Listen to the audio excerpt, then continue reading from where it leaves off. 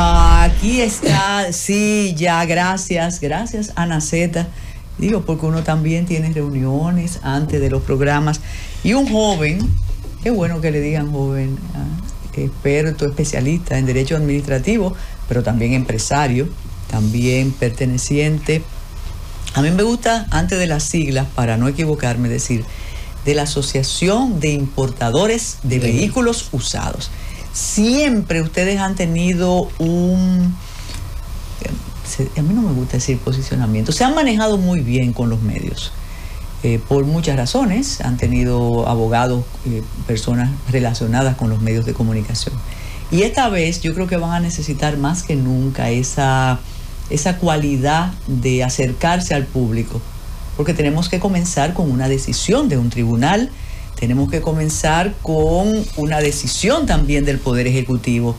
Y yo quisiera, y eso lo piden todos esos abogados que están en sintonía, como un profesor suyo que usted aprecia mucho, como don Olivo, yo quisiera que usted delimitara el conflicto que hay, porque no lo entiendo, como dije en la introducción. Aquí hay algo que queda en el aire. ¿Qué le pasa a los importadores de vehículos? Bienvenido a Esperando el Gobierno. Muchísimas gracias, doña Carmen. No, tengo que decirlo, la admiración pública. Bien, tenía que decirlo. Usted sabe que le aprecio muchísimo. Bien, directo al tema. Hemos dicho en varios medios que es lamentable que el gobierno, y quizá va a sonar un poco fuerte, nos colocara en la situación como sector empresarial de tener que demandar a la Presidencia de la República y a la Dirección General de Impuestos Internos. Digo esto porque hubo una fase de reuniones previa al dictado formal del decreto, cuando era tan solo un borrador, como dicta la Ley de Libre Acceso a la Información Pública y también la Ley 107-13. Pero ¿cuál es el conflicto para ir directo al tema? En el artículo 31, cuando habla de las causales de suspensión, porque este reglamento, que es el decreto 420-23, pretende regular una delegación que le otorgó el legislador a través de la ley 63-17 con la administración del Registro Nacional de Vehículos de Motor y Remolque a la DGI. Es una delegación. Hay una ley que regula todo eso. Y un decreto que va en contra de esa ley. Así es. Primero porque establece, por ejemplo, categorías de licencia, porque por la primera vez que se van a entregar licencia a los concesionarios, dealers y distribuidores de vehículos, pero crea una categoría, y como usted como jurista sabe, por un principio de jerarquía y de habilitación, principio de legalidad y de juridicidad, no se puede, por vía reglamentaria, habilitar lo que la ley no establece. ¿Cuándo ustedes se dieron cuenta de esto? ¿Cuándo? Desde octubre del 2022. Se le depositaron el 17 de octubre del 2022 una matriz de 40 y tantas páginas llena de decenas de observaciones técnicas y jurídicas a la Consultoría Jurídica del Poder Ejecutivo y a la Dirección de Impuestos. ¿Antes de emitir el decreto los habían consultado a ustedes? No, precisamente porque a partir del 17 de octubre del 2022 no hubo una fase intermedia de ponderación, de audiencia nuevamente y de emisión de un borrador definitivo, que es como manda la Ley de Libre Acceso a la Información Pública, su reglamento, y también la Ley 107-13. Entonces, ¿qué contiene, por ejemplo, decía yo el artículo 31? Causal de suspensión de una licencia. En él introducen una serie de elementos que son contrarios a la ley y que son manipulaciones. Cuando dice, se prohíbe la importación de vehículos con el guía invertido, es un término semántico que manipula lo que dice el artículo 178 de la ley, que es prohibido importar y circular con el guía a la derecha. Entonces tenemos una realidad con los vehículos japoneses que son fabricados con el guía a la derecha. El mercado, o digamos la mayoría de los vehículos que existen en República Dominicana pertenecen y son de origen japonés. El parque vehicular, lo puede constatar y lo sabe, sí. La DGI en su mayoría es precisamente de Japón. Pero tenemos otra realidad, que esa restricción solo afecta a los vehículos usados. porque nos hemos dado cuenta vehículos nuevos con el guía a la izquierda, fabricados con el guía a la izquierda, porque nos enteramos también, es un tema ya de comercio exterior y de favorabilidad de las relaciones que puedan tener los concesionarios y los autorizados de las marcas que se importan desde allá, que Japón solo le vende los vehículos fabricados con el guía a la izquierda a los concesionarios desde República Dominicana. Tengo empresarios que me comunicaron que compran en Japón y lo exportan desde allá hacia acá y le dicen que es imposible que se le venda un vehículo a un empresario cualquiera fabricado a la izquierda. Significa que esa prohibición solo afecta a aquellos que importan vehículos usados. Mira, aquí hay una serie, no sabía que iba a despertar tanto interés. Ya no veo más Salvador, pero te voy a establecer el contacto. Aquí existe la importación de vehículos nuevos, ¿no? No hay problema. No hay problema. Vienen, deben tener algunas especificaciones para pago de impuestos y demás. Eso es una cosa. Los vehículos usados tienen otra categoría, otro renglón. Llegada la nueva administración, existiendo la ley del 2017, se quiso regular ¿qué? De los vehículos usados. Por ahí es que tenemos que... Con el reglamento se establece una licencia para operar y establecen una serie de requisitos para que aquellos dealers que sean nuevos, que quieran adquirir una licencia o los que ya estén operando, tengan que someterse. Cuando se revisa el borrador, encontramos una gran cantidad de disposiciones que son contrarias a la Constitución y la ley. A nadie se le puede mandar a hacer lo que la ley no manda ni prohibirse lo que la ley no prohíbe. Artículo 40, numeral 15 de la Constitución. Y en ese mismo sentido, el principio de juridicidad y de legalidad, que es el sometimiento pleno del Estado a la ley de derecho, y la vinculación positiva significa que la administración pública no puede ni debe hacer aquello que la ley no le dice que puede hacer. Y han rebasado, dije hace un momento, estableciendo una categoría de licencia de importación, por ejemplo, que no lo otorga la ley. Estamos diciendo que están prohibiendo la importación de vehículos japoneses o asiáticos que fabriquen con el guía a la derecha, porque al establecer que está prohibido con el guía invertido, está sobrepasando su capacidad y lo que dice la ley. La ley habla de prohibición con el guía a la derecha, importación y circulación.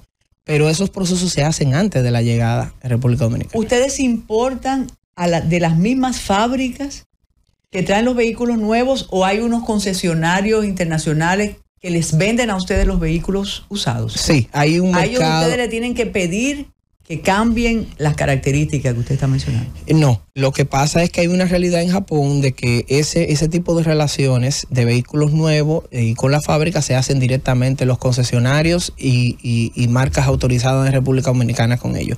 Pero digamos que el tema es la inclusión de términos que son contrarios a la ley. Entre otras disposiciones, por ejemplo, hay más de 10 artículos en los cuales hay una discrecionalidad que fue observada desde el primer momento. Se le dijo a la DGI que no pueden establecer otros requisitos bajo una jerarquía normativa inferior al propio reglamento. Es decir, la DGI habilitó a posterior, en más de 10 artículos, otros requisitos al sector a través de una norma general de la DGI, que es contrario al principio de jerarquía normativa. ¿Y por qué no se presentó un proyecto de ley para modificar esos artículos y se hizo mediante decreto? Bueno, se puede hacer mediante reglamentación. De hecho, la delegación que hace la ley para que sea la Dirección General de Impuestos Internos a través de un borrador de reglamento que sería dictado por el Poder Ejecutivo, porque es un decreto del presidente, no es una norma general de la DGI, es en principio correcto, siempre y cuando no rebase aquello que el Tribunal Constitucional, Tribunal Superior Administrativo, la Suprema Corte de Justicia y toda la doctrina dice que tiene que ser para regular los aspectos que le son concedidos a través de la ley. Pero la DGI no quiso escuchar ni ponderar las observaciones que le sometimos en 2022 y un año después, sorpresivamente, emiten el decreto sin que en la fase previa haya sido dado a conocer un borrador definitivo que contenga el rechazo o la admisión, pero de manera motivada, en virtud del principio de racionalidad que establece la ley 107 también. Entonces, ustedes estaban discutiendo el tema cuando les sorprende el decreto. Es así. Ok, ahora entendí. Pero había pasado casi un año. Digamos que sí es una sorpresa, pero ya hacía muchos meses que no nos sentábamos en una mesa y nosotros estábamos esperando que nos convocaran. Porque, ojo, esto fue una petición formal. Nos concedieron una audiencia para nosotros discutir las observaciones de la matriz. ¿Con quién? ¿Con DGI? Con el director de DGI y todo su equipo legal y todos los subdirectores. Y a partir de ahí entendíamos que se le pidió por el principio de coordinación de la administración pública que estuviera presente la DGA, la DGI, el Intran y hasta la DGCET. ¿Y la consulta? ¿Y estuvieron? No, porque eso fue lo que no sucedió. No nos convocaron nuevamente, ni emitieron un borrador definitivo que estableciera, mire, como han hecho otras instituciones, por ejemplo, en su momento el Indotel, cuando establecía su potestad reglamentaria y hacía un borrador, los ciudadanos y cualquier empresa interesada podía comentar y observar. Indotel, yo recuerdo como ahora, hace muchos años, hacía el ejercicio de ponderar lo que se le sometía, rechazo esto, apruebo esto, pero de manera motivada. La DGI no hizo eso y puso a la Consultoría Jurídica del Poder Ejecutivo, y lo digo de manera responsable, para que emitiera definitivamente un decreto que al final lo firmó el presidente de la República y nos pone a nosotros, en la obligación, por un tema de plazos, porque ya prácticamente entró en vigencia, que ese es otro tema también delicadísimo, que la DGI lo puso en vigencia antes de ser publicado en Gaceta Oficial, y entonces nos colocan a nosotros en una condición de tener que demandar una solicitud de adopción de medida cautelar y un recurso contencioso administrativo, respectivamente, para solicitar la suspensión inmediata de los efectos jurídicos del decreto y la nulidad absoluta, porque hay aquí hasta vicios de forma, materiales y de contenido o sustantivo. Se me adelantó. Pero mientras esto está sucediendo, es de imaginar que hay furgones con vehículos camino a la República Dominicana. La incertidumbre es tan grande, no tengo por qué exagerar. Yo no tengo dealer, no tengo contacto directo con el tema comercial. Yo soy director ejecutivo y soy abogado que trabajo en el tema. Pero a mí me han llamado gente que viven en Japón, empresarios. No voy a revelar su nombre, pero fueron 3 ayer, diciéndome que qué van a hacer. Esa es la pregunta. Con la carga. Yo me imagino los furgones camino aquí. Y alguien me dice, y a veces uno tiene que repetir este asunto, pero esto descorazona, dice que no se preocupen, que si llegan los furgones, pasarán, y él sabe que pasarán. El Estado podría evitar un gran problema pasando, pero entonces, ¿para qué existe el decreto? ¿Para qué existe la diligencia? Entonces, ¿qué hace la Asociación de Importadores de Vehículos ante esta contingencia? ¿Qué hicieron ustedes? Nosotros tuvimos una última reunión porque se dieron promesas, y tengo que decirlo responsablemente, del equipo general del gobierno que está vinculado y del mismísimo presidente de la República. La última fue el 6 de marzo. Estuvo presente el director de la DGI, el director de la DGA, un subdirector, el ministro de la Presidencia y en un momento el consultor jurídico del Poder Ejecutivo con el presidente a la cabeza.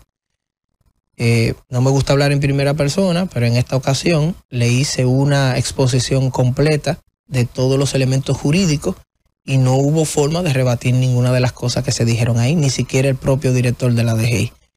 2 preguntas se le hicieron, tengo que revelarla porque no es un tema tampoco secreto, que cuál era el porcentaje hasta ese momento, a 3 días de vencido el plazo para solicitar las licencias en la DGI, a 3 días, que el presidente no lo sabía y se sorprendió, que cuál era el porcentaje de los dealers en República Dominicana. Y el director reveló que menos del 13% habían solicitado la licencia. Y yo le dije, con todo el respeto, una última pregunta, que cuál sería la consecuencia jurídica de no solicitar la licencia. Evidentemente que no pueden operar. O sea, usted sabe lo que estamos diciendo. Un sector económico pujante que no, por un tema de certidumbre, de seguridad jurídica, de buena fe, no ha solicitado esas licencias porque hay muchísimos aspectos ahí que todo el mundo sabe, no tiene que saber de derecho, que le va a afectar. ¿Cómo van a solicitar una licencia si no hay confianza?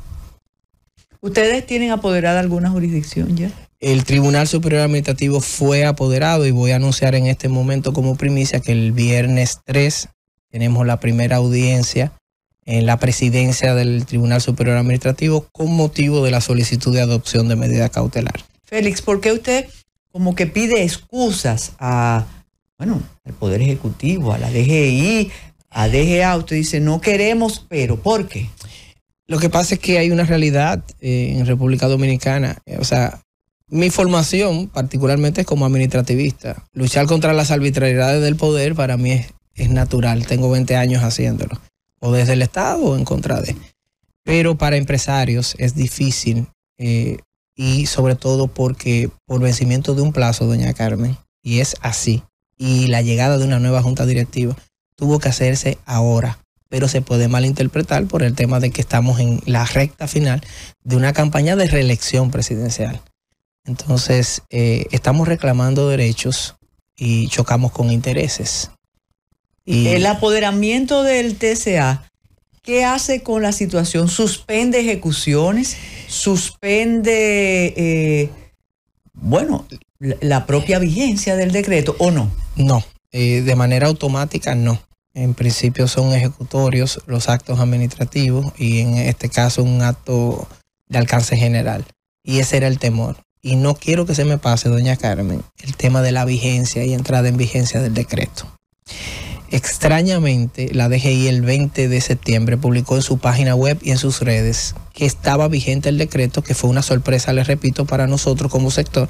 Estábamos incluso en un evento de todas las asociaciones, o sea, del sector completo convocado por la hermana Anadive, y nos enteramos de la situación. Cuando buscamos y hacemos las diligencias, durante semanas pudimos constatar que ni la presidencia lo había publicado, ni la Gaceta Oficial, ni la Consultoría Jurídica del Poder Ejecutivo. Pero eso es lo que otorga vigencia. Y el reglamento lo dice en el artículo 43, pero usted sabe como jurista que la Constitución de la República y el Código Civil manda a publicarse en la Gaceta Oficial. Entonces, ahí hay una contradicción que incluso se lo expresé con mucho respeto al presidente de la República, que nosotros teníamos tanta incertidumbre que desde el inicio mismo teníamos la duda de que si iba a entrar en vigencia o no iba a entrar en vigencia. Usted sabe que eso, y es un incidental, eso ha ocurrido con otros decretos. Al parecer están cambiando un uso, pero necesitarían cambiar todo un corpus jurídico para admitir eso, porque ha pasado en otros momentos con el asunto de la publicación o no del decreto, y llama la atención. Entonces, ¿qué debemos esperar ahora mismo? ¿Hay alguna respuesta después que ustedes se han presentado ante los medios, tanto de DGI, que tiene excelentes asesores jurídicos, muy buenos, y consultores y consultoras jurídicas, sí, y las otras instancias? Entonces, ¿qué ha pasado? ¿Ninguna llamadita? No se ha dado un acercamiento, una llamada ni nada. Nosotros estuvimos esperando durante primero días, después semanas y luego casi meses. Estamos hablando del 6 de febrero, casi 2 meses. El 6 de marzo. Y no ha sucedido. Nosotros, yo me voy a arriesgar a decirlo, que no lo hago con ningún caso. Pero la cantidad de violaciones a acuerdos internacionales como el acuerdo del GATT, que tiene que ver con el Acuerdo General de Licencias de Importación, a través del cual la República Dominicana pudiera ser denunciado en la Organización Mundial del Comercio. ¿Por qué? Si eso es un asunto interno. Lo que pasa es que ese acuerdo manda a cuando hay países involucrados en el comercio internacional que tiene que ver con un tema de licencias, deben ser notificados para hacer reparaciones u observaciones. No se hizo. Y eso puede traer un problema porque lo estamos diciendo hoy. Es un asunto de comercio exterior también por el tema de Japón, Corea y hasta el mismísimo Estados Unidos con un acápite de vehículos que se importan de allá. Entonces, yo me voy a arriesgar a decir que para mí, en buen derecho, tanto la adopción de medida cautelar como el recurso contencioso tiene tantos elementos que indefectiblemente nosotros vamos a tener inmediatamente ganancia de causa. Lo que se expone el Estado, el jefe del Estado, el presidente Abinader, a que le anulen un decreto. Mi recomendación sería, con todo respeto, una derogación por lo menos parcial. y que hagan las modificaciones que ellos saben que tienen que hacer. Eso usted verá, eso va a ocurrir. Muchísimas gracias, Félix Pujol, de verdad, nos encantó tenerlo por aquí. Y luego le digo todos los comentarios en relación a este tema, que es candente y el momento no es el mejor. Depende cómo lo miremos. Puede ser el mejor para que usted se entere cuando salga de aquí, que ya el decreto fue cambiado, pero puede ser el peor porque se pueden dilatar algunas decisiones hasta después de aquello. Muchísimas gracias. Hacemos una pausa y cuando regresemos vamos a hablar de teatro, de arte. No es diciendo que esto es teatro.